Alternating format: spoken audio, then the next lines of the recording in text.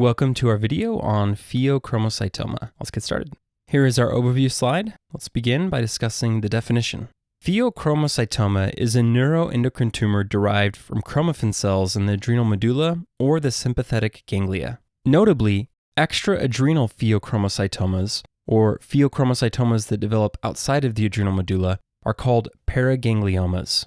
The etiologies are largely genetic in nature. Oftentimes, it's tested on the boards in the context of high-yield hereditary syndromes, such as MEN type 2A, MEN type 2B, neurofibromatosis type 1, and von Hippel-Lindau syndrome.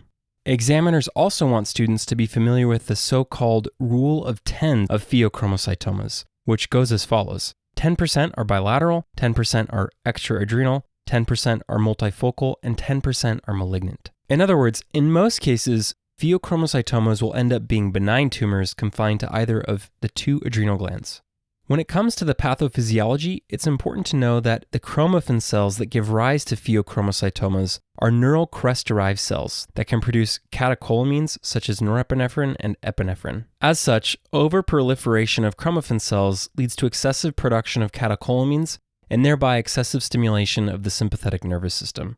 The excessive stimulation of the sympathetic nervous system, in turn, leads to the clinical features, which can be remembered with the 5 Ps. These include pain, which refers to the pounding headaches often reported by patients with pheochromocytomas, perspiration, which refers to flushing and diaphoresis, palpitations, which refers to tachycardia or more serious arrhythmias, pallor, and finally, pressure, which refers to either resistant hypertension or a full-blown hypertensive crisis. Notably, these top 3 features are often considered to be the classic triad of pheochromocytomas, although the full triad isn't commonly seen in practice.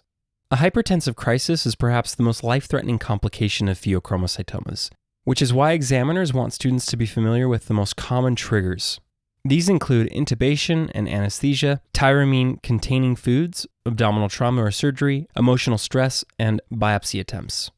General anesthesia may induce a hypertensive crisis either due to a pheochromocytoma or a thyroid storm. What key clinical difference helps distinguish these two etiologies? Sometimes, drugs used in induction of anesthesia may trigger a pheochromocytoma to release a large amount of catecholamines into the system, or they may trigger an overactive thyroid to release a large amount of thyroid hormone into the system. Both of these are serious conditions that lead to life-threatening elevations in blood pressure and heart rate. The key clinical difference that distinguishes a pheochromocytoma from a thyroid storm, however, is the presence of pyrexia, or elevated body temperature. So a hypertensive crisis due to a pheochromocytoma will not be accompanied by pyrexia, whereas a hypertensive crisis due to a thyroid storm is almost always accompanied by pyrexia. This is because hormones released from the thyroid drastically speed up the body's metabolism, leading to elevated body temperatures. Hormones released from a pheochromocytoma, on the other hand, have little to no effect on the body's metabolism, which is why pyrexia is not commonly seen in these patients. When it comes to the diagnosis, a 24-hour urine collection is considered the gold standard in workup.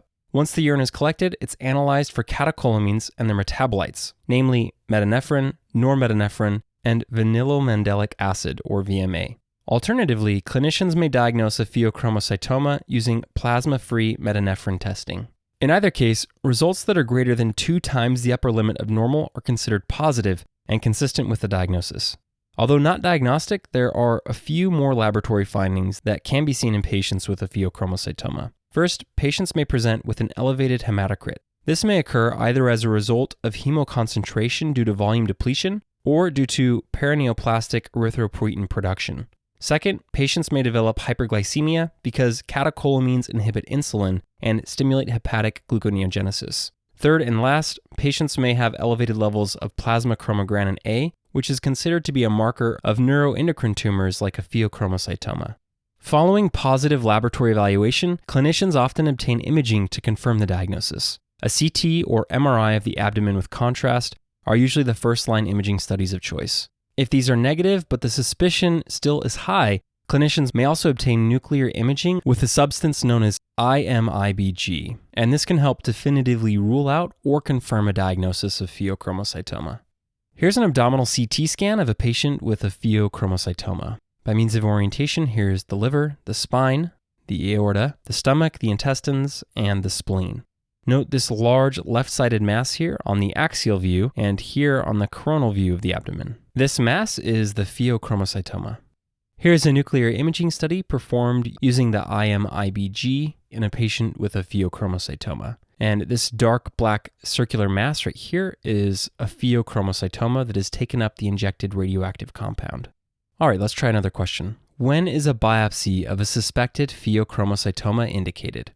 All right, the correct answer is never. In fact, one should never biopsy any adrenal masses because it may lead to inadvertent release of hormones into the bloodstream. In the case of a pheochromocytoma, this could trigger a hypertensive crisis and potentially kill the patient. Fortunately, a biopsy is not essential to diagnose a pheochromocytoma, which is why histopathologic analysis usually doesn't occur until after a pheochromocytoma has been resected. Here's an image depicting the histologic appearance of a resected pheochromocytoma. Usually, a pheochromocytoma is recognized by the presence of highly granular chromaffin cells organized in characteristic nests, which is also known as zellballen, as can be seen here. The management almost always begins with preoperative blockade of alpha receptors, usually about 2 weeks prior to surgery. This is because alpha receptors are responsible for vasoconstriction in response to high levels of catecholamines, leading to treatment-resistant hypertension and placing the patient at risk of developing a hypertensive crisis during surgery. Phenoxybenzamine and phentolamine are the two most commonly used alpha receptor blockers. Beta blockers can be given following alpha blockers in order to control tachycardia and/or arrhythmias. It's critical to know that clinicians should never give beta blockers before alpha blockers. This is because beta blockers will lead to unopposed activity of the alpha receptors, which will exacerbate vasoconstriction and likely send the patient into a hypertensive crisis. Following sufficient alpha and beta blockade, patients are taken into the operating room for surgical resection or adrenalectomy of the pheochromocytoma, which is considered to be the definitive treatment. Following surgical resection, clinicians should offer genetic testing in order to check if the pheochromocytoma is a part of a genetic syndrome or not.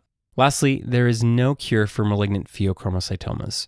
Most clinicians should proceed with expert consultation and offer palliative measures to the patient.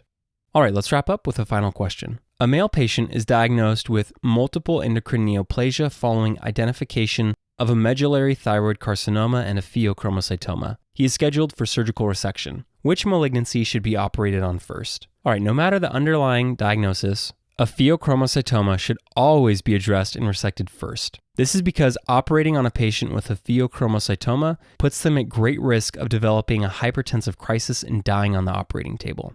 So the answer to the question is the pheochromocytoma should be operated on first. And that concludes this section.